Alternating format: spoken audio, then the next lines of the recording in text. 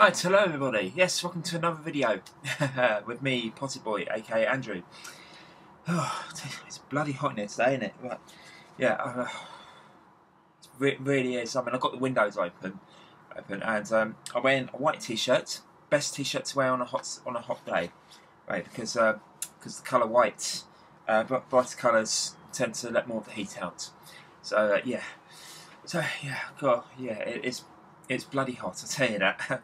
Right, I'm doing this little video because I've got a little something to show you all. It's another. I've actually recently purchased another retro console on eBay, and well, I say another one. Well, the last one I really bought was my Master System converter, which wasn't really a console. It was a converter, but anyway, that meant I could play Master System games on my Mega Drive. Well, I went to sorry. Well, I actually went out and bought another retro gaming item as well. And of course, if you haven't worked it out already, it is this. Yay, the Sega Game Gear. Yes, I used to have one of these as a kid, and after about a year and a bit or so, I think I got one for about Christmas in about 1994, and I think I got rid of it in about 96, 97. I think it's just the fact that the problem is, I mean, with me being, well, saying, I mean, December '94 was quite late for the system. It meant I was quite a late comer to the system. I got one for Christmas. I was only about 8 years old, so yeah, and I got one for Christmas with Sonic 2 and a few other bits as well, and it was a good little system. I did quite like it back in the day. It's just the fact that I got rid of it after a while because it was the thing is, the Game Boy was still really popular. It had a great library, great selection of games available for it. Yeah, it's stuff like Super Mario Land and things like that. And whereas the Game Gear was like it was dying. There's hardly any new titles coming out for it or anything.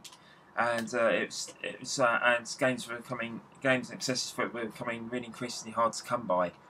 And yeah, and it's a shame really. It was a good bit of kit.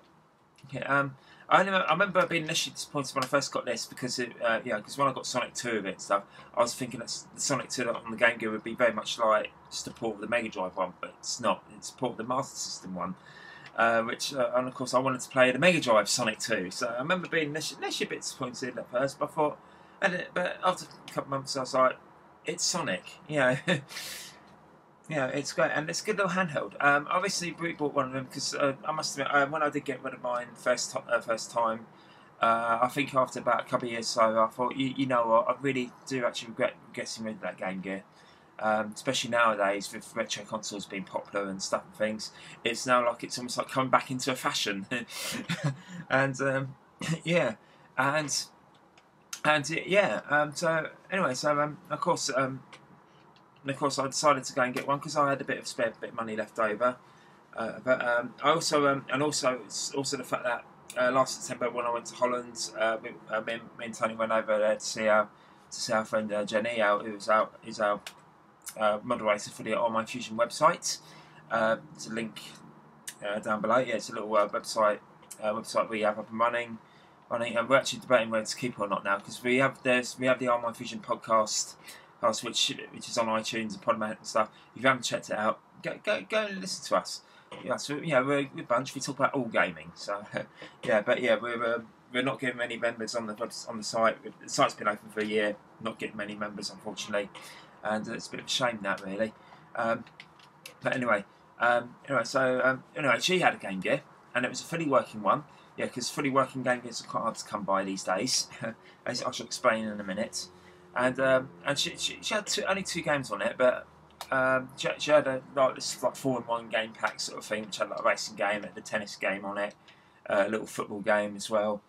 I can't remember what the other one was, but I think it was like a columns type game or something like that. Yeah, and she had Sonic the Hedgehog, and I played it quite a lot when I was there. So and I thought, you know what, I do miss the Game Gear actually. And so I went out and I bought another one. I bought one very recently. I decided to stuff it. I'll get one. So yeah, and of course I got this. This was actually just the Game Gear with a carry case and 2 games. I've got the actually I've got the carry case here.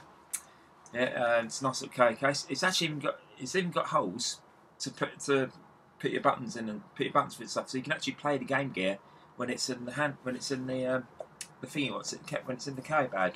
And there's 2 compartments on the back. Yeah, 2 compartments on the back to put your Game Gear games in. There's no games in there at the moment. But yeah, nice little case. But yeah, it was this case and two games. I've actually got 8 in total. Yeah, because I bought some extra games to go with it as well. And this Game Gear is a refurbished Game Gear. It's still, yeah, it's a tiny little bit beat up perhaps, but it's but when I say refurbished, I meant well, as you probably just heard me say to you now, it's hard to get a working Game Gear these days, and that's mainly because Sega used really cheap capacitors in these things for both the screen and the sound, and it's just a case that over time, you know, these capacitors, they do wear out, and as a result, a lot of Game Gears now either they don't have any sound, or very faint or quiet sound, and the screen's not that, or the screen doesn't work properly. But the capacitors can be replaced, so that's a good thing. And the seller's gone ahead and done that to restore it to its former glory. And so far, it works pretty well. I think the only issue I had was with the headphone socket. I think it's just got a slightly dodgy jack. If you put headphones in, it's like it only comes out of one ear, and it only plays one of the sound channels. So it's like, not only is it coming out of only one ear, it's missing some sounds. It's a bit naff really, but I can do without it. I'm not fussed. The sound works properly through the speaker. So yeah, and it's great and it works. Anyway, well, of course it didn't come with any batteries or power supply, but unfortunately, that's why I was able to get it. But I think that's why I was able to get it. But I think I paid about $36.99 for this. This Game Gear, you know, just the Game Gear on its own, refurbished, with no batteries or power supply or anything, or any box or instructions. But it did come with a carry case and 2 games. So, but yeah. But anyway, well, I did a bit of research. Well, me and my dad did a bit. Well, me and my dad actually, and we found out that it actually uses the same power supply as a Mega Drive 1, which is quite handy because I've got a Mega Drive 1. Actually, I've got 2 Mega Drive 1 power supplies because I also have the Mega CD 2, which also takes the same power supply as a Game Gear and a Mega Drive 1, if you know what I mean. So I've just nicked the power supply from the Mega CD because I don't play on the Mega CD that much really, and I'm using it on the Game Gear. So yeah, it works great, and it's all plugged in and switched on. There's a game in there already, Sonic the Hedgehog. Yeah, that's one of the games I've got. So yeah, so there you go, Sonic the Hedgehog. Before I see in action, I'll show you what else I've got with the Game Gear. Right, the two games actually I did get with the Game Gear. I bought Sonic 1 separately. Right. But the 2 I did actually get with the Game Gear were these 2. Mortal Kombat 2 and Columns. Mortal Kombat 2, surprisingly good version actually. Obviously it's very cut down and things, you know. It's obviously to fit it on the cartridge, and of course system limitations means some things had to be taken out. But overall, for a handheld version of the game released in 1994, it's quite good actually. It's quite a good port. It's surprisingly very playable. And then of course, yeah, you got Columns, which is the classic Tetris game, Tetris style game. Yeah, it always plays well on the handheld. So yeah, that's good. Good. And of course, I've got Sonic the Hedgehog as well, classic. Right, this one I did have as a kid. I did have this one. Actually, out of all the games I've got here, I think out of all the 8 games I've got, about 5 of them I had when I was a kid. So yeah, that one I had when I was a kid. I've also got Sonic 2 and Sonic Chaos. These 2 I also had as kids as well. Once again, it's Sonic the Hedgehog. What could you want? Really cool little titles, and just really good fun. It's Sonic. What more do you want? So yeah, so these 2 I had as a kid as well, because I was a big Sonic fan back in the day. This one here is an absolute classic. Once again, had this one as a kid back in the day. Actually one of a few Game Gear games that I absolutely fell in love with. I thought it was absolutely fantastic, and it's a great port of a great arcade game. Super Off-Road. This is really good fun, and it's a classic. That's it, and I absolutely love this one to bits. It's one of my favourite racing. It's probably my favourite racing game on the Game Gear. Yeah, I'll give it to you that, and it just plays so well. I'll have to do a review on this one. It's really great. And right, and another one I had as a kid. This is the last one I had as a kid, actually. Christopher Shavignac starring Ren and Stimpy. I love Ren and Stimpy, guys. I was a huge fan of the cartoon when I was a kid, and the game itself is pretty good. Pretty good. It's just a bog standard platform game, but yeah, if you're a big Ren and Stimpy fan like I am, check this out. Yeah, it's worth checking out, and it's Ren and Stimpy. I love it. So yeah, and the game itself is not that bad, actually. It's, like I said, it's just your bog standard average platformer sort of thing, but it's got nice graphics, good sounds, yeah, it's not a bad little game. So I got that as well. Well, and right, the last game I got here, is the one that I didn't have as a kid. One I wished I had, actually, because I used to watch this back in the day. In fact, I'm still watching it now, actually, in the form of both this form and Super Sentai form. And yeah, it's this Mighty Morphin Power Rangers.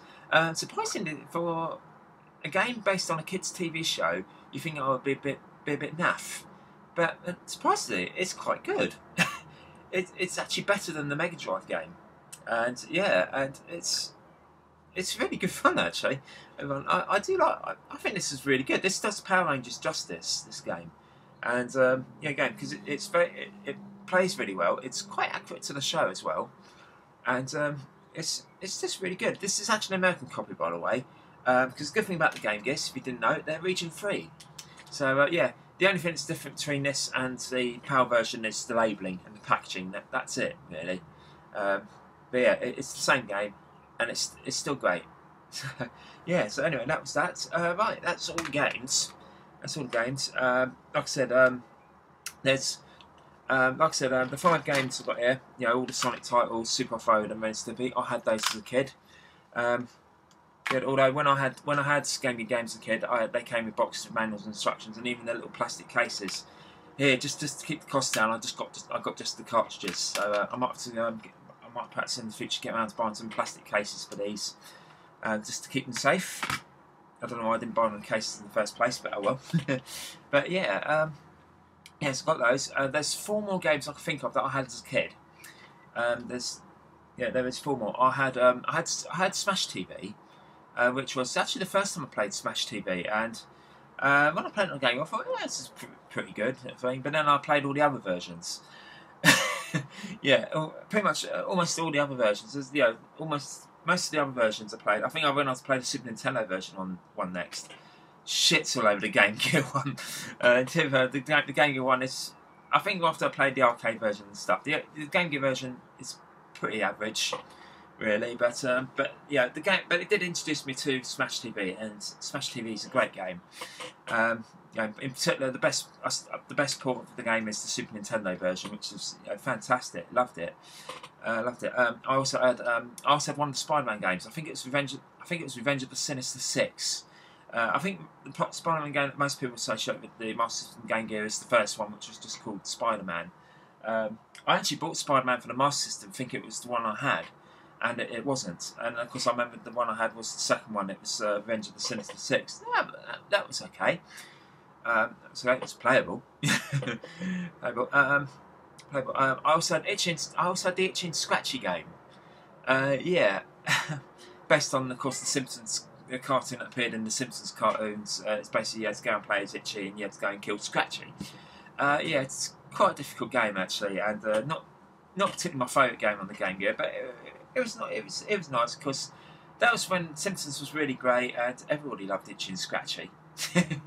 So, yeah, for those who don't remember, it was like a piss. It was like it was basically Tom and Jerry, but about 10 times more violent.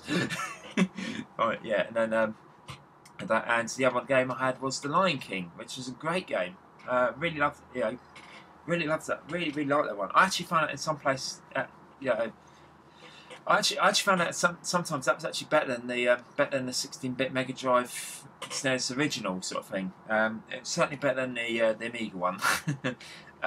In terms, in terms of how the gameplay felt a bit more. It felt a bit more balanced, should I say? It didn't obviously have the slick presentation or anything like that, but it just felt like it just felt more balanced, and it was a great game.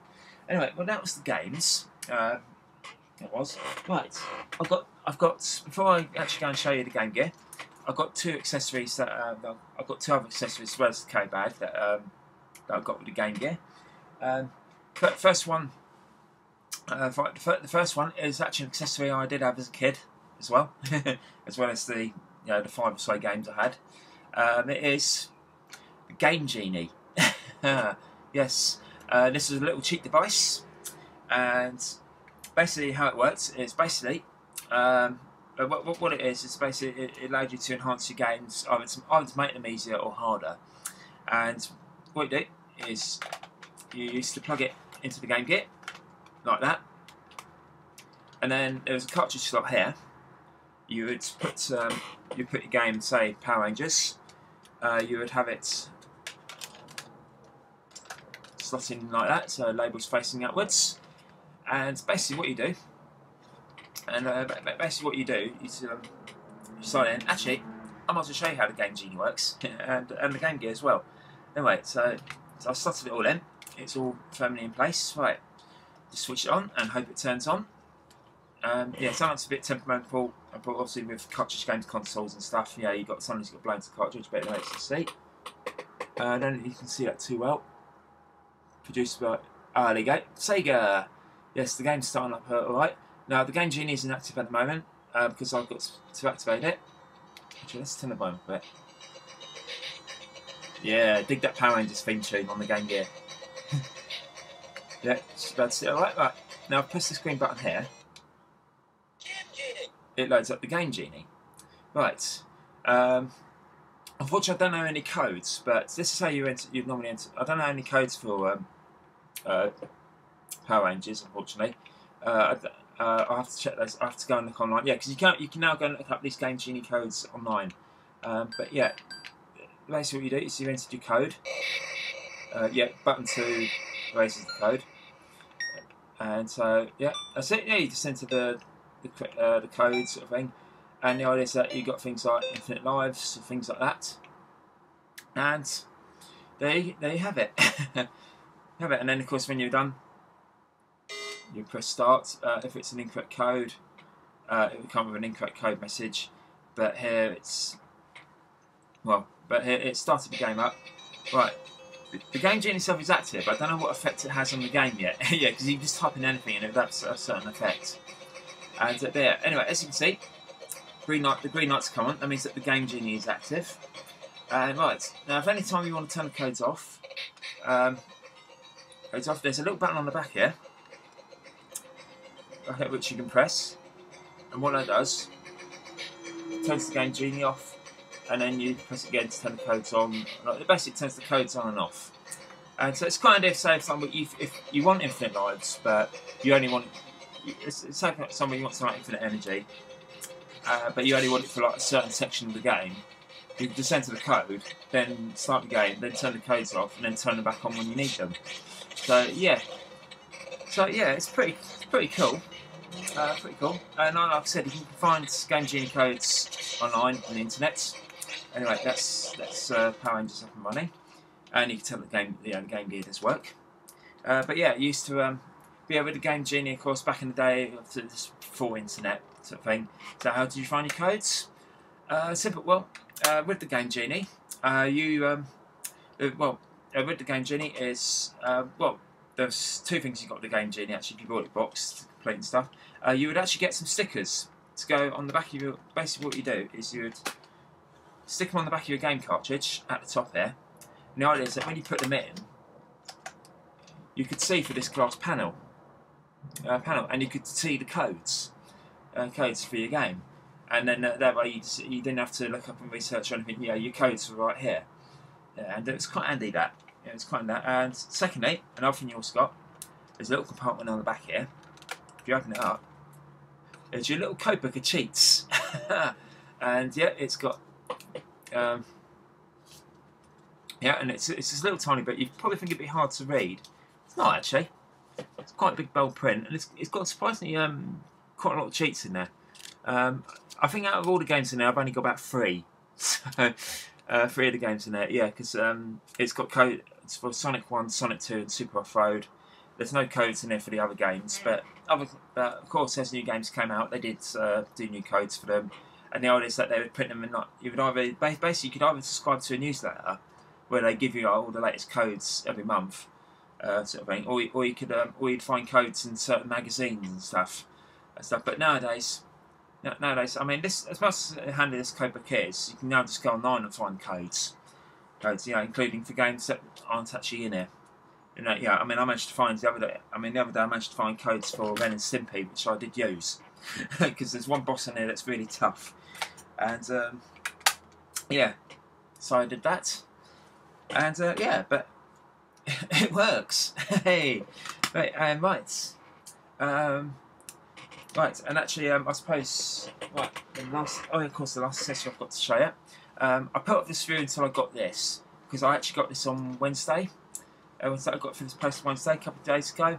I only got this today, so I thought I'd wait until I get this. This is a Gear Master. In some cases, referred to as a Master Gear Converter or Master System Converter. Yeah, it's the Master System Converter for the Game Gear. Play your Master System games on the move. Hey, right. Actually, I suppose I could show you this as well. Well, but first of all, I've got to go and get myself a game, haven't I? So I'll be back in a sec. Right, I have a game. This is Hang On. Yes, I thought I'd show you a game which wasn't actually made available for the Game Gear, because quite a lot of Master System games were on the Game Gear as well, and they were just straight ports. Because essentially, the Game Gear is very similar to a Master System. The only difference is that, obviously, apart from being a handheld, basically the difference is that it is essentially a Master System. It's got the same processor, same sound chip, everything. The only difference is that the Game Gear plays a game at slightly lower resolution, obviously to tailor fit the screen, to tailor fit the smaller screen, but surprisingly it has a higher colour palette as well. It still displays like the same amount of colours and stuff, but it's got more colours available. But anyway, essentially because of the fact it was so similar to a Master System, when that there was actually a way you could actually play Master System games on your Game Gear, and I'll show you that. Unfortunately, with Master System games, I can't use the Game Genie. It doesn't work. I tried, and yeah, unfortunately, it doesn't work. So there's a benefit to buying the Game Gear versions as well. But anyway, it's similar to the Game Genie, really, how you put it in. There's actually a little clip on there, so you put it on a screw and tighten it up, but you don't need it, really. It's no point. It sits on quite well anyway. Yeah, and there you go, it sits in like that. You have this little thing at the top there as well, because it latches onto like these. There's like 2 holes here that it latches onto. But anyway, so you plug it into that, and it's quite firmly in there. Right, now let's pop our game in. You pop it, quite conveniently, you actually pop the game in like this, and so the name of the game actually appears on the top, which is quite cool actually. And anyway, so let's see it in action. Should start up. Yay! There you go. Master System game running on a Game Gear. Yes. Yeah. Now you're probably thinking, why not just buy the Master System? Now you're probably thinking, why not just buy the Master System ports of games rather than just the Game Gear ones, because you can play on the big screen and stuff. Well, the thing is, some games were on the Master System, but not on the Game Gear, and vice versa. Hang On was never made for the Game Gear, so yeah, so that's quite handy. So you can play Hang On the move now, and secondly, the game, as you can see here, the game itself has to be made to fit the Game Gear screen, in which case there's two borders at the top and the bottom. The graphics aren't as clear as well. I've actually did a comparison. I actually played Game Gear Sonic the Hedgehog with my Master System copy of Sonic the Hedgehog, and the graphics on the Master System version didn't come out quite as clearly as the Game Gear one, because obviously the Game Gear one was a bit more tailor-made to fit the smaller screen, so it's a bit easy on the eyes, really. But hey, you can play it. You can play the Master System version in the Game Gear now. So and this is Super Hang On. Oh, well, Super Hang On. This is just Hang On, and yeah, it works, and I'm chuffed to bits, and yeah. So anyway, switched it off. Now, of course, you know, that's not it for the Game Gear just yet. I'm going to buy some more games. I thought, well, I didn't buy any more games. I had still a bit of money left over. I thought, well, I don't want to go mad. No, and yeah, so I thought, you know what, I'll just stick with what I got for now, and then I'll get some more games for it and stuff, and some more accessories and things. I'll probably try and see if I can get its own power supply. And which, of course, they're common as anything. And yeah, and I'm actually thinking about doing a new code book for this as well, with the newer codes for some of the later games. And yeah, it's a great bit of kit. Really cool little Game Gear. Really cool system the Game Gear is. Like I said, go for if you do fancy yourself buying one, get a refurbished one, because you know ones that are fully working are hard to come by these days unless they are refurbished. So yeah, and yeah, and of course it was really cool. I mean, come on, you could even back in the day actually buy a TV tuner for this. Unfortunately, the TV tuner is it's a bit worthless now, because unfortunately they turned off the analog signal here in the UK. So yeah, and that's the thing. I actually wanted to get the TV tuner when I had my first Game Gear, but I could never find it. I looked everywhere. I just couldn't find it anywhere. I think if I had found the TV tuner, I would have probably still kept my old Game Gear. So, but yeah, because obviously the fact that you could watch TV on it, and yeah, but yes, yeah. So it's a bit of a shame. Unfortunately, it's a bit useless now. I heard it did actually come with some AV inputs though, but why bother? So yeah, so I'm a bit sad about that, really, that I never got to fully appreciate and try, actually have the TV tuner whilst I could. So yeah, a bit of a shame that. But like I said, I could still buy one, but be useless. Because like I said, I don't necessarily buy Game Gear's machine stuff to collect. I like to play with them. I bought a Game Gear because I wanted to play on one. So yeah, as opposed to playing on emulators. And yeah, so yeah, it's a great little machine, and I do recommend you do play with the AC adapter, by the way, because it does take 6 AAs, but unfortunately this thing eats batteries for breakfast. Yeah, it literally it takes 6 AAs, and battery life lasts about an hour and a half to 2 hours. It was known for this, so yeah, it was known to be a battery guzzler, and it is, and that's probably one of the reasons why it didn't sell as well as the Game Gear, because the battery life is a bit shit, really. But if you play it by AC adapter, but you can get like things like extra power packs and stuff as well to extend the battery life of the Game Gear. And of course you can just play with the AC adapter, because it's still a truly portable system. You can put it in your bag and stuff, ready to go on holiday.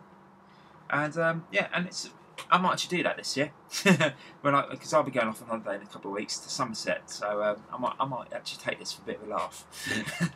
And yeah, it's a Game Gear. It's a pretty awesome system. Worth checking out. Do yourself download an emulator, download some of the games from it, and have a little taster of it.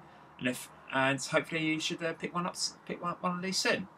Like I said, they're not actually that expensive, even refurbished ones. I mean, this cost me less than 40 quid.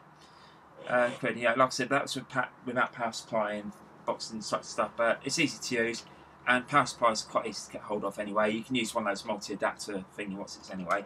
And like I said, it takes batteries as well, so easy. There's a dozen ways you can power it up. And yeah, anyway, I'm waffling on now. I think this video has been going on for far too long, isn't it? Yeah, for half an hour nearly. But that's what I do. I waffle on when I really like something and I want to talk about it. I do waffle on. Yeah, and it's game anyway. So I'm gonna leave it here. Game Gear, great bit of kit. Worth. It's definitely worth something. It's a shame, unfortunately, it was short-lived compared to the Game Boy. And yeah, it was great. Fantastic. Anyway, I shall leave it there, and I shall be back in soon with some more videos.